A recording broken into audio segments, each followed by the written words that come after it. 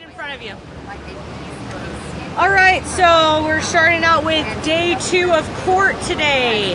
We had Agent Saylor. He verifies the warrants for Ryan Payne's Facebook page, Ryan Payne's operational page, Cheyenne Miller's Facebook page, Carol Bundy's Facebook page. I believe they brought the Bundy Ranch Facebook page and also OMA Facebook page. So we had a lot of talk about warrants and Facebook bringing stuff in. I want to say first that we're continuing our war on our play of words. So today, the judge herself said unindicted co-conspirator. This is a term that they started using in the last trial and then decided to stop using because it makes them seem guilty when they're not guilty yet. There's no conspiracy has been proved. So how can they be guilty if there's a conspiracy isn't proved? She said unindicted co-conspirator statement 5, 10, 15, 16, 17 times today. The prosecution said it 4 while I was in the courtroom. I did get in a little late. She overruled. There was 5, 10, 15, 20, 25, 30, 35, maybe 37 objections to all of the evidence coming in today, and she overruled every single one of those from the defense. Nothing was sustained today, none of the motions, and any time that the defense puts stuff in, they don't get it. So here we've got the bias going. So we started out the day, we saw a bunch from Ryan Payne. Once again, Ryan Payne goes on trial here. He's not here to defend himself or say anything. But there was some good things that I pulled out of this today. Carol Bundy's Facebook page, she stated in it, we would like our stand of freedom and liberty to remain peaceful. That was in her post. That was the only post that they brought out from her. And I believe that that goes to show that they are not advocating violence. Of course, there was objections to bringing this in. It was overruled, just like all the objections. We heard a lot from Ryan Payne, between Ryan Payne and Mark Kessler, between Ryan Payne and Michael Riley. You know, they're bringing in a bunch of different people, and they continually see, well, this goes to an unindicted co-conspirator statement. So, you know, we're continuing this play on words. We also started the day today, juror number 16, this is one of the extras, was excused for a death in the family. So we're down 1 jury member already, but this is an extra, so it doesn't affect the 12 that sit on the jury currently.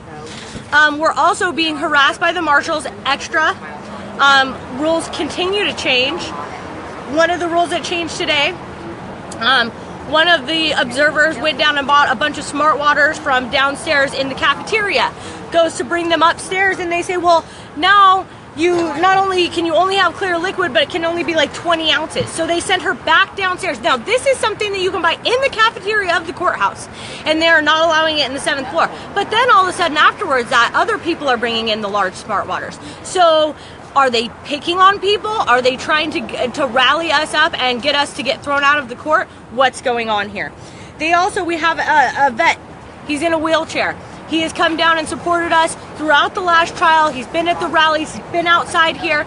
He's upstairs. They made him get up out of his wheelchair, and they were giving him a hard time, trying to make him leave as well. So, you know, we are seeing a lot more distractions for us, trying to get us rallied up, trying to get us off our game. Just like the prosecution's being thrown off their game by how many people are here to support us. We have a lot of people that are going back from after the weekend, so we're still in need of support down here. We've got amazing people. I know Maureen's here from Washington. Where are you from? New Mexico. We've got some people here from New Mexico. We've got a good group of people, but you know, it takes a lot to come down here and stand with us. So if there's any way you can get here, let me remind everyone that next week is a huge week. We have the sentencing of Greg Burleson on July 26th. We have the sentencing of Todd Engel on July 27th. And we have Micah McGuire's status hearing on July 28th. All of that is going on while we still have court. So this is a great time to get down here and witness the injustice going on inside. This is absolutely an ideal time to come in. You can show your support for the 4 inside the courtroom and some of the other guys that are actually being sentenced after being railroaded. Then we go into Ricky Loveland. They're really throwing it at Ricky Loveland today. I mean, they have absolutely no evidence. Some of the evidence they brought in. Ricky likes the OMA page on April 9th, 2 days before. Oh, that shows conspiracy, right? He's seeing information from this page. How many times do you see things from like a newscaster or a new page and you're like, I like that, and then you see something else, oh, I like that too, and you go and like the page. That doesn't mean you enter into a conspiracy. He also became friends with Ryan Payne on April 7th. So yeah, he's definitely the leader under Ryan Payne, right? They also brought in a post that said that he was going down, I believe he showed up on the 11th, or he's going down on the 11th, and he was going to command the militia for the security of the speeches. That interests him into the conspiracy, apparently. Then they're reading a post from the Montana State Defense Force from 2013. Here we go again. They're going to pick and choose what they can use against these guys, and they're not going to let us in or anything. Oh, if it doesn't go to the 12th, you can't talk about it. But they can talk about 2013. How is that okay? And they're bringing in stuff after. So they're talking about a lot of different emails that Ryan Payne sends out to over 300 different people, and because Ricky's name's on that, they just keep bringing all of this in. You know, we saw, I think, evidence after evidence of all of these things that Ryan Payne's sending out. There's no evidence that he actually clicked on it and saw it. It's just emails coming to him. Who's been on an email list? Some people don't even check those. I hardly get to check my email anymore. There was an objection to OMA objective, showing what their objective is, going to the conspiracy. It was argued that there is no conspiracy been proven. Now, last trial, they had to go through quite a bit before they could prove the conspiracy. That was what they were saying. Well, we're going through all this because we have to prove the conspiracy. So it was Ryan Payne first, and then Ammon, and Ryan, and then Cliven, and they're bringing this. Well, they're skipping a lot of those steps today. And they're saying, well, we'll prove the conspiracy later. The judge herself says, well, she's convinced with how much evidence they brought in, and the jury is the one that has to decide if there's a conspiracy or not. But the prosecution and the judge themselves can say co-conspirator statements, and then they've got a new one that they're coming up with today. Cregan describes the event as a confrontation. The defense objects to this. They say you can't say that. And she says, I think Cregan says, I think the word confrontation is a very neutral word for it. Not event. She's going to use confrontation. The judge giggled at that and overrules it. Here we have the bias going on inside the courtroom. And this is just ridiculous. We kind of have a short one today because, like I said, a lot of boring stuff. Same stuff from last time is going on inside. We're looking at warrants. We're looking at all of these different things with this Agent Saylor. We haven't gotten to cross-examination. That's where you get the juicy stuff anyways. They did bring out Cheyenne Miller quite a lot again today. They paid 2 different Ryan Payne videos. Another thing that I thought went well for the defense, in Ryan's video, he says he wants everyone to leave here safely. That's what their objective is. So, you know, they keep pulling this stuff in, but it's not necessarily bad for the defense. You know, they believe just even being a militia or saying the word militia makes you a terrorist. And so I'm hoping that the jury sees through a lot of this. Then we go back to Ricky Loveland. They go back to Ricky Loveland's Facebook. They show a picture of him and Todd Engel on the bridge. And he kind of has his hand, let me step back. He kind of has his hand like this. And they say, do you see this gun in his hand? And it's like the butt of the gun. But to me, it doesn't look like it's in his hand. Maybe his hand might be resting against it as he walks so it doesn't like move around. But it's not in his hand. Then they take that and they go back to 2013 on his page. And they show a picture of him in full winter camo holding the same gun, and then they show 2 other pictures of just the gun alone. This is not okay. You can't, you know, they're showing that picture of him in the full camo to try to create a narrative about him. He, you know, here he is in full camo and winter camo. Well, you know, I go duck hunting and I wear full white winter camo. So what's wrong with that? Once again, they are trying, this is not a jury of our peers. Ricky's from Montana. All of our guys are from Idaho. We live in a state where we hunt, where we fish, where we live in, you know, and 10 feet of snow during the winter. We have white camo, and we use it for a purpose, and a lot of that purpose is feeding our families. So the whole idea of a jury of your peers should be a jury of people like you that would understand something like that. They are using that picture inside to create a picture about Ricky Loveland that is untrue.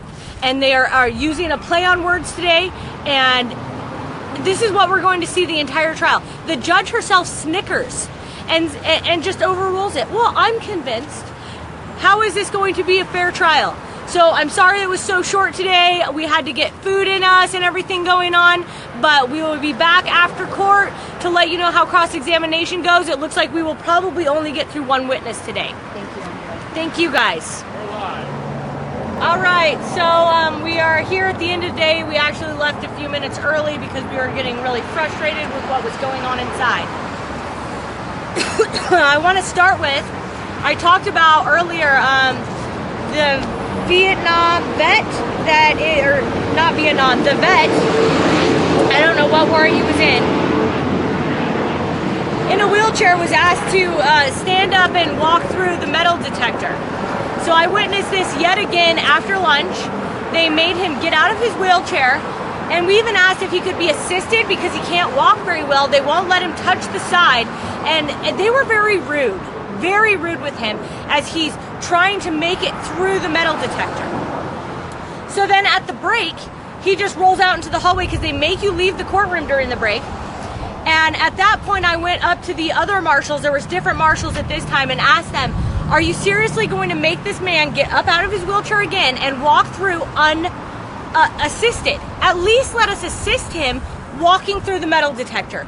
You can do us both as we walk through. And they actually didn't make him walk through the metal detector that time, but it was only because he came out the courtroom and just sat right there where they were watching him.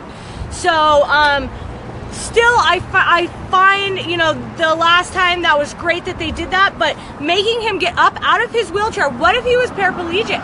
Like, what if he is to fall? This is an injustice. This is ridiculous, and it's all because he's a supporter.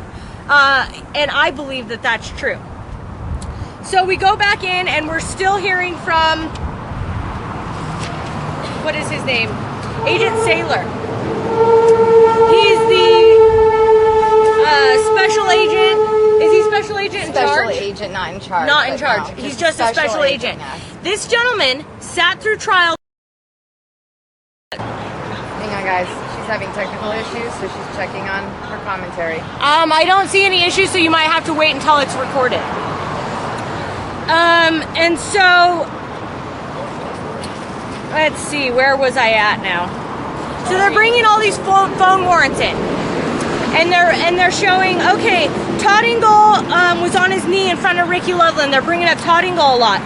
And they're bringing up phone records between Todd Engel and Jerry Bruckhart. And they're bringing up Ricky Loveland's phone records. And they bring up, he communicated with Ryan Payne 6 different times. But of course, they don't bring up how much time. Although it's on the board, they don't make the agent read it. Let me read you the one I grabbed and wrote down. All of these were the exact same kind of timelines. 37 seconds for the first call.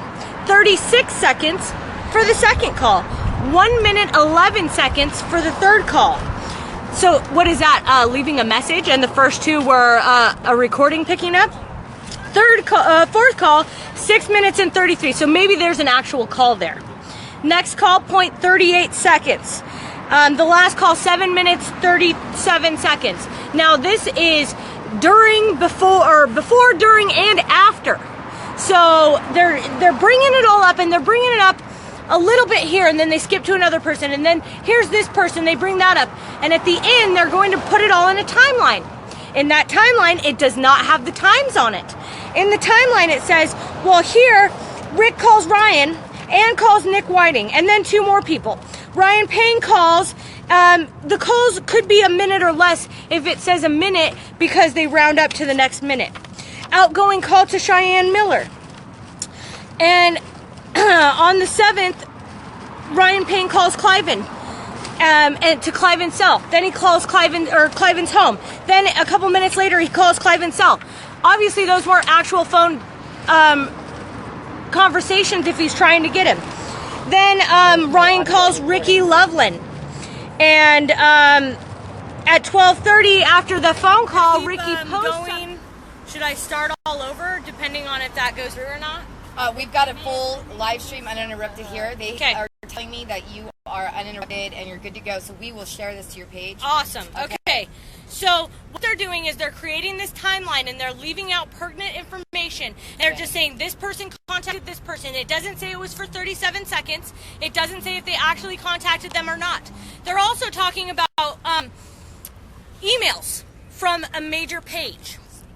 And the emails, so like if you look at a page like you like this natural medicine that you buy and you set up to their websites automatically throw you onto a email list. So they're bringing up these emails that he is receiving from MOA, and there's no way to say if he actually opened that email, if he read that email, if he was in transit down to the ranch, if he was checking his emails while he was down there. How are you going to put that in? So what they're doing is they're pretty much falsifying evidence by leaving out pertinent information and making it, just because you receive an email from a website that links you to a conspiracy. It's misleading. It's completely misleading. And this evidence, the evidence is the only thing that goes back to the jury, into the jury deliberation room. So they will have that paperwork in the jury room, and they won't have the paperwork that says 37 minutes. Can you not talk while I'm right here? It says 37 seconds and 32 seconds and 1 minute 11 seconds, and that's not going to be back there. So then this special agent Saylor, see, he was in the courtroom when Eric Parker testified last trial, and now they're going to read transcripts from Eric Parker's testimony last trial. Sorry. And they're only going to read, okay, so we start out with, would you please read from page 138 from day 1, line 57. And they read that, and he says, yes, I went down to the ranch. Well, what did you take with you? Well, I took my weapons in my truck, and I took my my bag, and I took my tent, and I took my camping gear because I didn't know how long I was going to be there. And then they jump to page 148, day 1, and then jump again. They read one line, jump again to page 149. Now we've gone completely.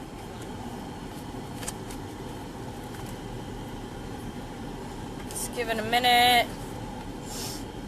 Let people get on, see if this has a better signal. It said weakness signal in the beginning, but now it doesn't say that. Okay, so we go back after lunch. Once again, before lunch, I was talking about the vet that's in the wheelchair, that they are making get out of the wheelchair and making him walk unassisted through the metal detector upstairs. I watched him after lunch going through the metal detector, and he reached out to hold himself up on the side of it, and the guy was kind of yelling at him, like, try to do it. He'll do it without touching the side. The guy can't make it through. That's why he had a wheelchair. So he struggles. They won't let us assist him walking through. And there's another break. They make us leave the courtroom for the break. After that break, there's different marshals. Can we assist him walking through? Are you going to make him get out of his wheelchair again? And they said no, because he's been sitting right there. They let him back in. But they need to let us at least assist through so he does not fall on the ground and get hurt there. So I believe that they are targeting us, just like they had this morning, for the size of water that you can bring in now. You can only have 20 ounces, but you can have multiple 20-ounce bottles, but you just can't have your smart water, which I believe, and later people with smart waters are walking in. So once again, we go back with FBI Special Agent Saylor. And he is testifying to a bunch of different warrants. They're doing Facebook warrants for Ryan Payne. They're doing Facebook warrants warrants for Ricky Loveland. They're doing a Facebook warrant for Carol Bundy's Facebook page. They're doing phone records for Cliven Bundy. They're doing phone records for Eric Parker. They're doing phone records for Ricky Loveland. I think they're doing phone records for Ryan Payne too, or they're just getting Ryan Payne's off of everyone else's. I'm not really sure about that. We went and jumped around so much. So they show all these records, and they started out the morning with Ricky and his Facebook, and they've been doing that for hours and hours and hours. And then they come back and they're doing phone records. And then at the end, and this phone records, okay, so they bring up Todd Ingle too. They show a picture of Todd Ingle crouched down with Ricky Loveland behind him. And they bring up Todd Ingle. And then they bring up Ricky's phone conversations. And they have 6 calls from Ricky to Ryan Payne. The first call lasted 37 seconds. The second call lasted 36 seconds. The next call lasted 1 minute 11 seconds. The next call lasted 6 minutes 33 seconds. So that might have actually been a phone call. The next phone call lasted 38 seconds, and the last phone call lasted 7 minutes, 37 seconds. Okay, out of these 6 calls, of course, they don't say those times in the courtroom. I am writing this down and noticing this off of the paperwork that's up there. That's why I didn't get them for everyone's. But I saw that most of the phone calls they're mentioning here, they are actually only seconds long. So they're bringing all of this in, and we're kind of like, what, they're jumping around a lot and what's going on. Well, they've made it into a timeline. And in their timeline, Rick calls Ryan, and then Nick Whiting, and then 2 more people. And the phone calls on that all show a minute, but they could be less than a minute because they round them up from that. They got calls from Randy Eaton and James Lardy. Outgoing call to Cheyenne Miller. And then they pull it up all with dates, everything that they've been talking about. So both the Facebook posts and the phone calls with dates. They are saying they're linking Ricky to Ryan and saying that this is his part of the conspiracy, is that he is going out and taking information from Ryan, putting it out on Facebook, and recruiting. So on the 7th, Ryan Payne calls Cliven's home. Then a couple minutes later, he calls Cliven's cell. Of course, on the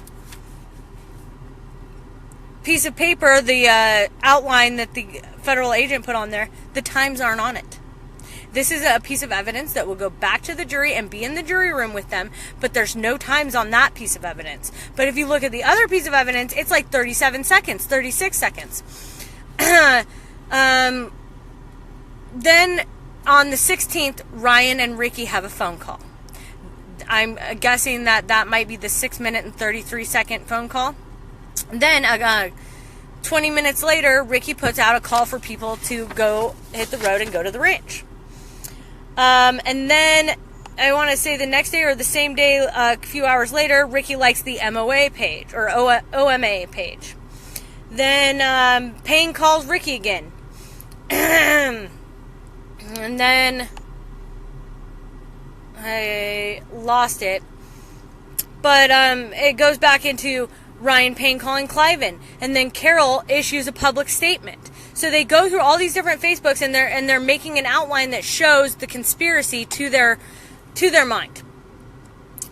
Then they're bringing Cheyenne Miller into it because she's posting things. They're bringing websites. So if you've ever been to, like, if you ever bought something and signed up for a web emails from the company. So they're using the OMA email, going out to Cheyenne, and linking Ricky to the conspiracy. How many people don't read those spam emails that you get? There's no proof that he opened it or even saw it. Then they try to enter Ricky Loveland's booking photos again.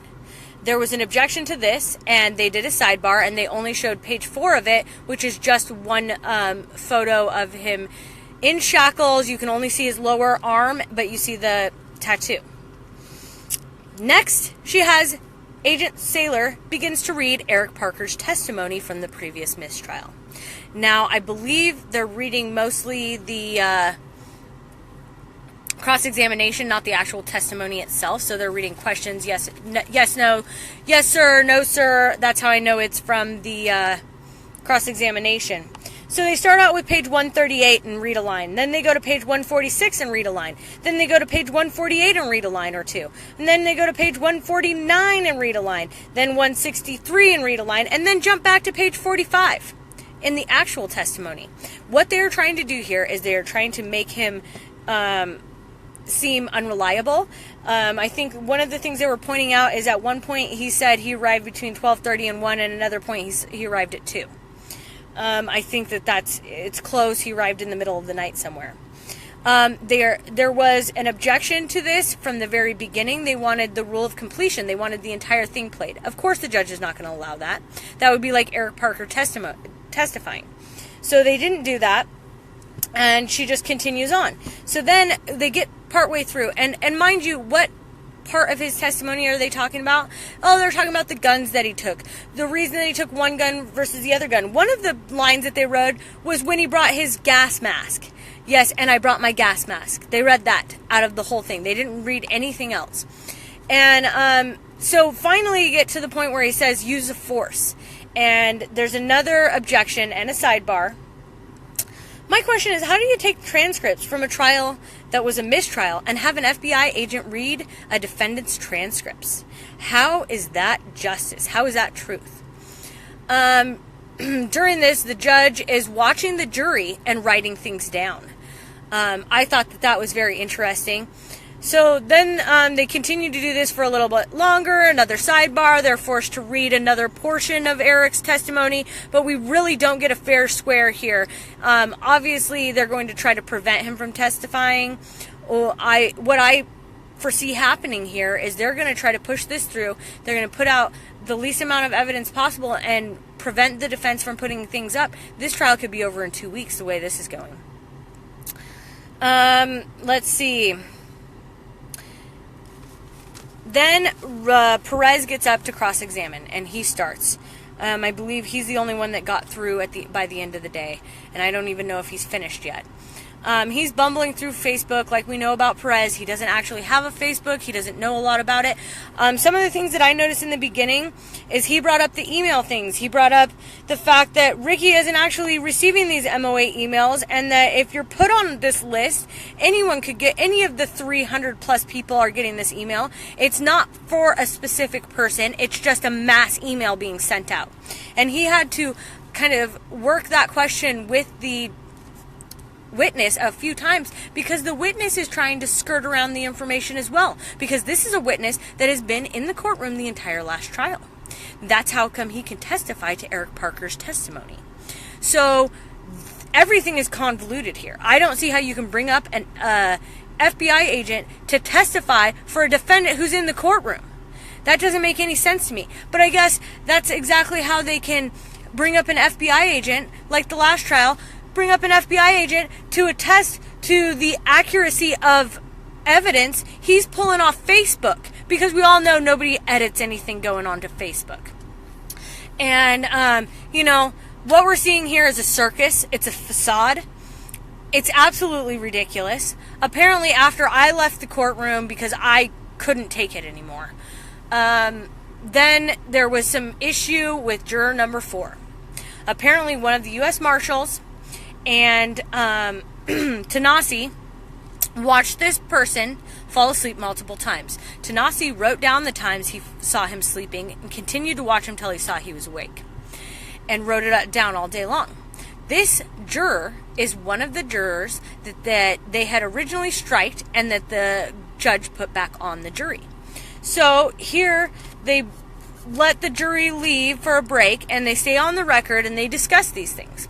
It's also being discussed that apparently Stephen Stewart mouthed something towards the jury, is what they're saying, and they admonished him. They were thinking about putting him in the cell after that. Apparently it's happened twice, so he was admonished twice in the courtroom about it. They bring in juror number 4. There's a marshal that saw it. Tanasi wrote down dates and times. The government is like, no, they don't want him off at all.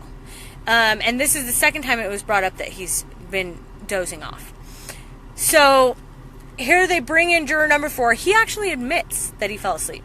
He said he's used to getting up at 2 in the morning and working. He's in bed by 8. He's working on a plan to get through it. And he said that maybe he fell asleep for maybe only 30 seconds. Tanasi, after he is left the courtroom, Tanasi gets up again and he says, well, I'm going to give you the times again. This is the time I saw him go to sleep, And she allows him to stay on the jury longer. So now, during one of her sidebars, you could see the emotion in her. She was upset that Tanasi was arguing his objection in front of the jury. Upset to the point where she almost slammed her hands on the desk, sidebar, and goes over to the side. And what I'm seeing here is I'm hoping that the jury is seeing that this is ridiculous. They had to hear that they were jumping pages in Eric's testimony. They didn't do questions from the jury from this witness, but they're not done with cross-examination. So what we have here is a show. This is not justice. This is not a courtroom. This is a complete show. And if they are allowed to continue with this, these guys will be convicted and go away. I don't see how this is going to continue. I don't know how they can bring in his testimony from the last time, even if he still plans on testifying this time, and they all know that because Marchese said that before the trial even began. So I'm kind of at a loss for words. I'm frustrated and I'm hot, and I think I'm going to go home now and try to relax. So